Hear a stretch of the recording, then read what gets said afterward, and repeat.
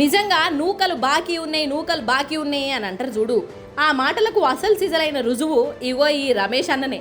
ఇక ఈ రమేష్ అన్న ఎవలంటే అహ్మదాబాద్లో ఎయిర్ ఇండియా విమానం కూలిపోయింది కదా, అందులోనే ప్రయాణం కట్టిండు. అయితే ఆ విమానంలో ఉన్న వాళ్ళందరూ చచ్చిపోయారు, ఈ ఒక్క రమేష్ అన్న తప్ప. ఇక ఈయన కూర్చున్న సీటు ముక్కలు అయిపోయి అవతల పడ్డది. దెబ్బలు దాకినాయి కానీ ఈయనకు మంటలు అంటుకోలే. కింద పడ్డాక విమానం ముక్కలను శవాలను దాటుకుంటా అంబులెన్స్ ఎక్కిండు. నిజంగా ధైర్యవంతుడే కదా, అందుకే ఇప్పుడు దేశంలోనే పెద్ద ఫేమస్ అయిపోయిండు. మన ప్రధాని మోదీ సారు దవాఖాన్లో ఉన్న ఈ రమేష్ అన్న కాడికి వచ్చి పరామర్శించిండు.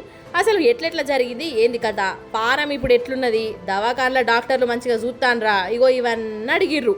ఇక పానాలతోని ఎట్లా బయటపడ్డాడో ఈ రమేష్ అన్న మోదీ సార్తో చెప్పుకున్నాడు. ఇక మోదీ సారు ఈ విమానం గూలిన జాగకచ్చి అంత పరీక్ష పెట్టి చూసిండోల్లా మస్తుల బాధపడ్డాడు సారు కూడా. అయ్యో ఎంత పని అయిపోయే, గిట్లయిపోయింది ఏంది, అసలు తప్పు ఏడ జరిగింది అని అనుకుంటా మస్తుల తనలాడిండటనొల్లా. ఇక ఇంకో దిక్కు ఈ విమానము అసలు అంత ఘోరంగా ఎట్లా కూరింది, దీని వెనుక ఎవడన్నా లఫూట్ కాడు కుట్రేషం వేసిండా, ఏదైనా ఇంటర్నేషనల్ లెవెల్లో ఏమైనా కుట్రున్నదా, ఇగో ఇవన్నీ దర్యాప్తు చేస్తాండు. ఇక ఇప్పటికే కొన్ని ఆధారాలు దొరికినాయట.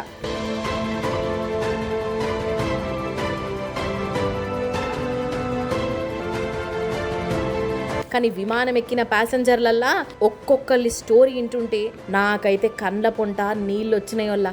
నిజం చెప్తున్నా, పైలట్లు, ఎయిర్ హోస్టులు, ఫారిన్ దేశపోళ్ళు, మనోళ్ళు పాపం కండ్ల ముందే బూడిదైపాయే. ఇక అప్పటిదాకా సంతోషంగా ఉన్నోళ్ళు కానరాని లోకాలకు వాయే.